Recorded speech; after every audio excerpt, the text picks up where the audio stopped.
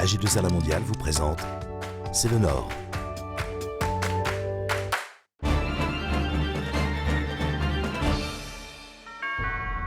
Bonjour, C'est le Nord s'intéresse aujourd'hui à la santé.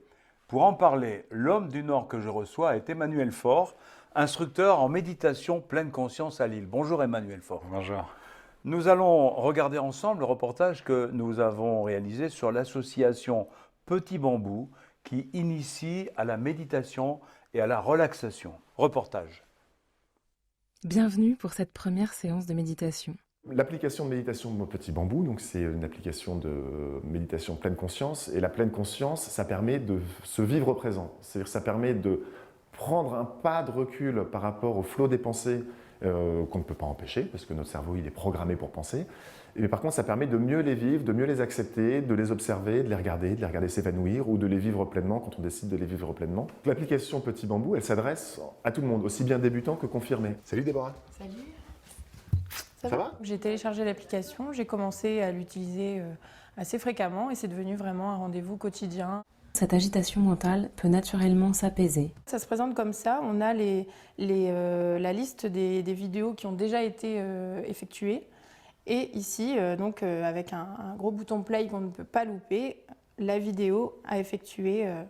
Pour méditer, faites un pas de côté. Ça me permet en fait de faire le vide et de prendre du recul en fait sur toutes les émotions que je peux ressentir et les différentes sources de stress dans une journée avec le travail, le transport. Ça me permet de lâcher la pression, d'accepter mes émotions pour mieux les contrôler et surtout ne plus les subir et d'appréhender en fait le quotidien de manière beaucoup plus positive et avec plus de philosophie. Il y a un changement qui doit s'opérer. Notre intention, c'est de permettre d'être une des briques qui permet ce changement intérieur des gens. Alors, on peut contempler avec ravissement l'instant présent, mais peut-être aussi quelques pensées ou des émotions plus subtiles qu'on n'aurait pas pu distinguer sinon. La méditation n'est rien d'autre que cela. Emmanuel Faure, pouvez-vous nous expliquer tout d'abord qu'est-ce que la méditation de pleine conscience ? Oui, c'est une méditation qu'on aborde souvent depuis quelques années. C'est celle qui a été développée par un hôpital, donc c'est bien une vision scientifique, une vision laïque de certains enseignements de méditation ancestrale, par le bouddhisme notamment. Et méditer en pleine conscience, c'est faire attention.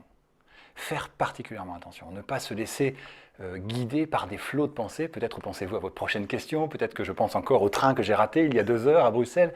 Et nous sommes partis dans des flux de pensées. L'invitation, c'est d'apprendre à être ici, être attentif, présent, pour voir la réalité telle qu'elle est. Non pas le GPS qui parfois nous dit des bêtises, mais de revenir ici et maintenant et de faire un choix, non pas un choix réactif, mais de vraiment choisir ce qu'on a envie de faire. On constate de plus en plus dans les médias un intérêt marqué pour tout ce qui est relaxation, pour ce qui est zen. Est-ce que selon vous, c'est une vraie prise de conscience ou un effet de mode ? Difficile à dire, je pense que l'histoire nous le dira. Néanmoins, il y a des faits très clairs. Le nombre de personnes qui pratiquent la pleine conscience, le nombre d'hôpitaux qui proposent la pleine conscience pour les patients, le nombre d'écoles, d'entreprises qui proposent ça, le nombre même de mutuelles en Belgique, juste à côté, qui proposent de rembourser la méditation pleine conscience. L'Angleterre, remboursée par la sécurité sociale. Tout ça est en augmentation constante. Et l'élément encore plus marquant, c'est qu'on peut compter le nombre de publications scientifiques qui sortent tous les ans. En gros, les scientifiques qui regardent tout ça, 700 publications scientifiques.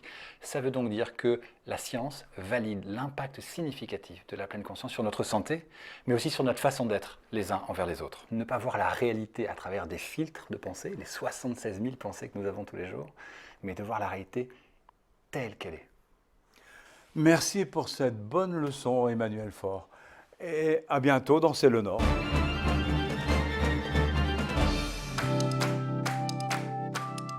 AG2R La Mondiale vous a présenté C'est le Nord.